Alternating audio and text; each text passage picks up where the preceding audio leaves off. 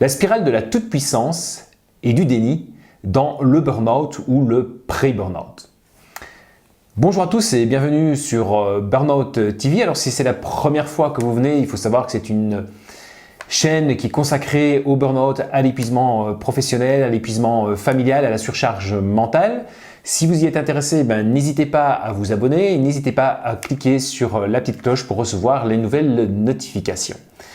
Alors aujourd'hui, j'avais envie de parler de cette toute-puissance, de la spirale de la toute-puissance dans le burn-out, dans l'épuisement. Et vous savez, sur Burnout TV, je fais une rubrique sur 2 minutes pour parler du burn-out, mais je vous ai aussi promis de vous parler de mon burn-out que j'ai fait en vous rappelant que ça faisait 25 ans que j'étais dans le domaine de la psychiatrie et de la psychothérapie. Donc j'ai suivi pas mal de personnes qui avaient du burn-out et j'en avais une bonne connaissance et ça ne m'a pas empêché moi aussi de tomber dedans. Donc le savoir n'est pas suffisant. Et j'avais aujourd'hui envie de vous parler de mon vécu dans cette spirale ascendante, cette spirale qui tout doucement m'entraîne vers un burn-out. Cette spirale où j'étais dans le déni, cette spirale de la toute-puissance. D'ailleurs, j'en parlais dans une autre vidéo du syndrome du super-héros. Alors oui, j'appelle ça le déni puisque, comme je vous le disais, j'en avais toutes les connaissances. Et puis, surtout, c'est une période où, vous savez, on commence à se rendre compte. Il y a des petites choses, des petits signes qui apparaissent et qui vous disent que ça ne va pas bien. Donc vous êtes au travail et vous vous rendez compte que ça met un peu plus de temps pour faire les tâches habituelles.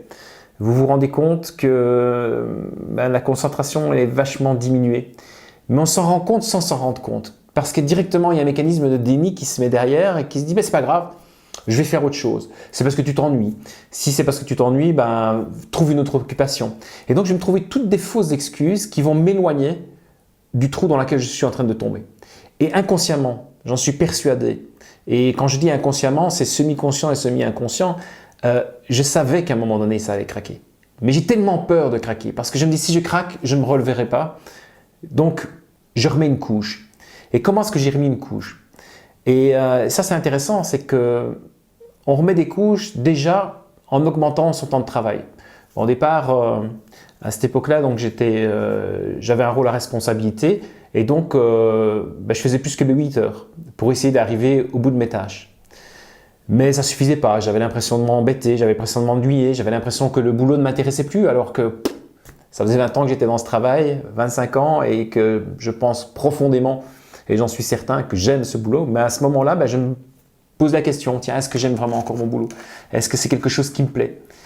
Et donc, il y a certains ennuis, j'ai une perte de sens, je ne vois plus trop ce qu'on me demande à quoi ça sert.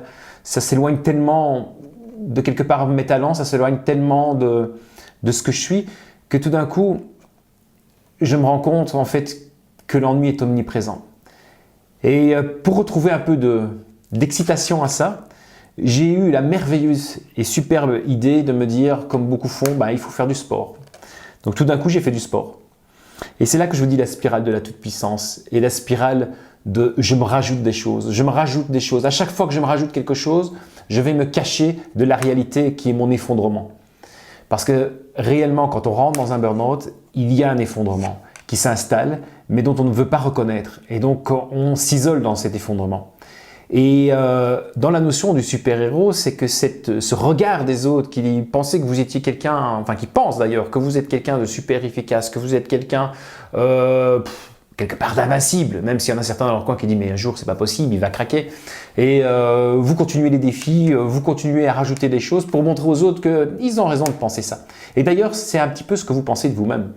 À un moment donné, vous y croyez à ce rôle de super-héros, vous y croyez à ce fait que vous êtes peut-être un peu supérieur aux autres et que vous tenez mieux le coup que les autres, comme si vous étiez un surhomme.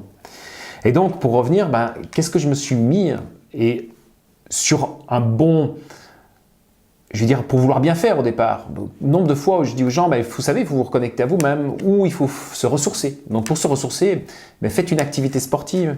Et je suis tombé là-dedans, je me suis dit, tiens, je vais faire une activité sportive. Et j'ai eu l'idée d'aller en vélo à mon travail, donc 40 km de vélo aller, 40 km de vélo retour, plus les 8 heures de travail. Et ça faisait quoi? Ben, ça faisait des journées qui étaient énormes, qui étaient folles, mais dont je ne m'en rendais pas compte. Si j'avais pu encore me rajouter quelque chose pour être sûr que je comblais toutes ces fissures, je l'aurais fait. Et donc, en fait, les journées étaient complètement folles. Elles commençaient à 3h30 du matin. Hein, on se lève au radar et puis dès qu'on se lève, on enfile sa combinaison de vélo, puis on roule jusqu'au boulot. On arrive à 5h, 5h15, 5h20 à son travail.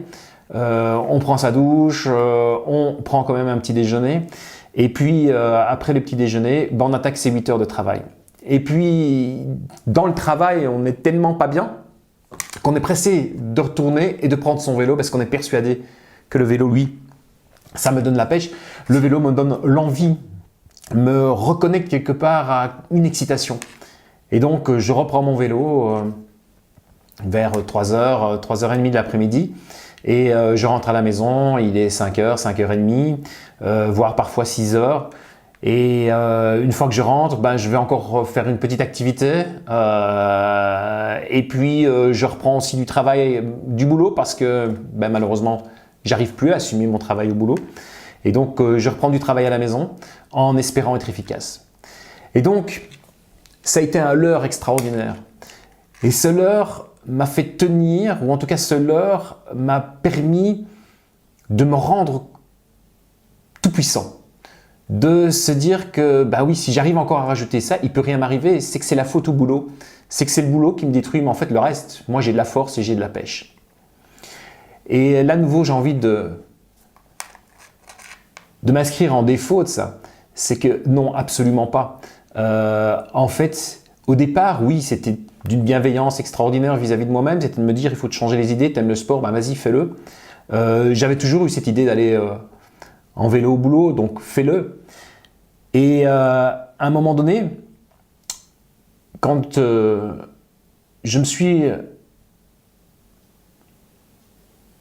Jusqu'au jour où je prends le week-end le vélo, puisque bah, bien évidemment le vélo c'était un peu comme le boulot, hein. Il fallait être performant, il fallait être mieux que les autres, il fallait faire plus que les autres, et donc j'étais tout le temps sur mon chrono, j'étais tout le temps sur mon tableau de bord en me disant vas-y fonce.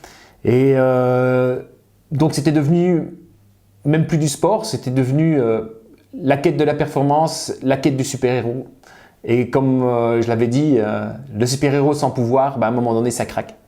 Et un jour, dans une côte, je me souviens, j'étais avec mon beau-frère, un jour dans une côte, plus moyen. Plus moyen, j'étais crevé, j'avais de la température, j'avais de la fièvre. Et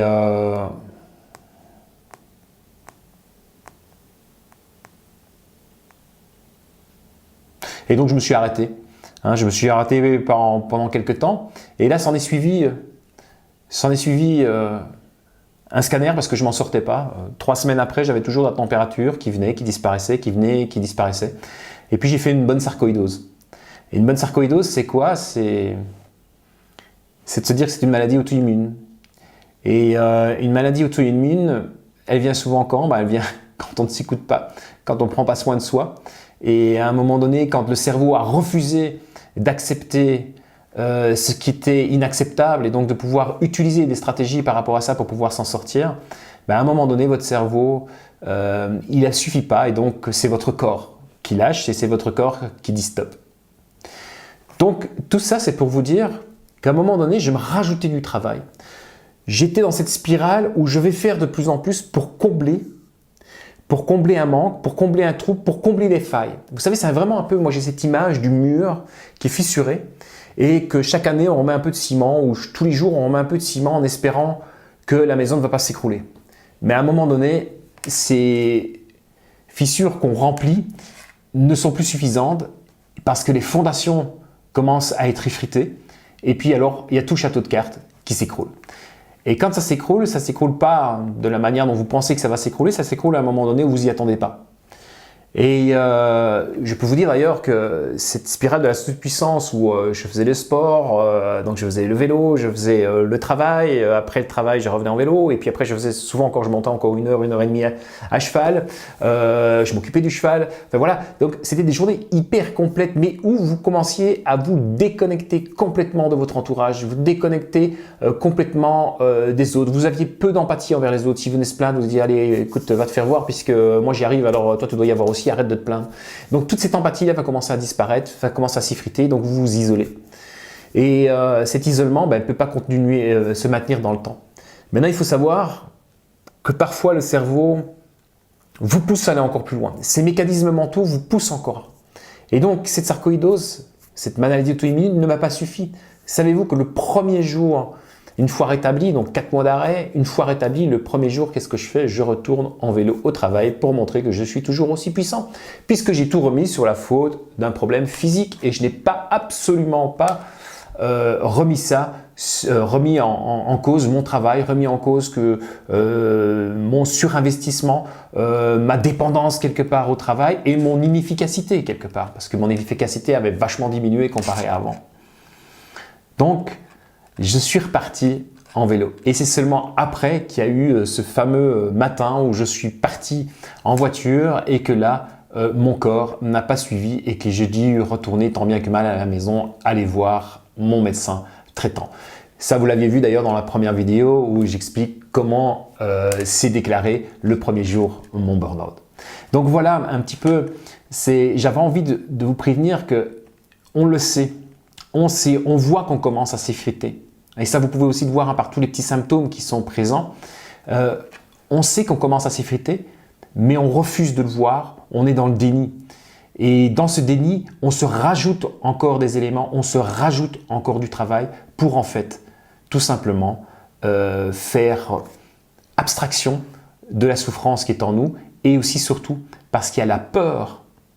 Une peur énorme de se dire que si je craque, je ne pourrai pas me relever. Si je craque, je vais perdre mon boulot. Si je craque, je vais perdre mon statut. Si je craque, je vais montrer aux autres que quelque part, je suis faible. Or, la faiblesse n'a rien à voir là-dedans. C'est que tout simplement, je suis en train de dysfonctionner et qu'il est temps que je me reconnecte à ce que je suis, que je me reconnecte à mes compétences, que je me reconnecte à mes talents. Et donc, à partir de ce moment-là, quand j'aurai retrouvé tout ça, j'aurai retrouvé mon énergie, j'aurai retrouvé ma force, j'aurai retrouvé cette envie de nouveau de travailler, cette envie tout simplement d'exister par le travail, mais d'exister aussi en dehors du travail. Voilà un petit peu comment j'ai vécu ce moment de surpuissance, ce moment, cette spirale ascendante positive, mais qui pour rien au monde je voudrais y retourner. Parce que c'est quand même un moment où je me rappelle que la souffrance était extrême. Et cette souffrance-là, je trouve que elle est complètement inutile, elle est complètement absurde. Alors quand je dis inutile et absurde, c'est inutile et absurde d'y aller si loin. À un moment donné, cette souffrance m'a permis de voir clair, hein, donc j'ai dû passer par là. Maintenant, certainement que j'aurais pu éviter de tomber si loin, j'aurais pu éviter de tomber si bas, j'aurais pu éviter toutes les difficultés qui s'en sont suivies. Voilà ce que j'avais envie de vous partager aujourd'hui, de cette puissance du cerveau de parfois être dans le déni et ce mécanisme qu'on a pour prouver quelque part à soi-même, aux autres, j'en sais rien, qu'on est effectivement ce super-héros. Mais très vite, vous devenez le super-héros déchu. Et quelque part, c'est ce qui va vous sauver. Donc, au plus vite vous acceptez que ça ne va plus, au plus vite vous en sortirez. Voilà ce que j'avais envie de vous dire. Donc, on se reverra très vite pour une prochaine vidéo sur Burnout TV. Alors, à très bientôt et portez-vous bien, faites attention à vous et prenez du temps pour vous. Au revoir à tous.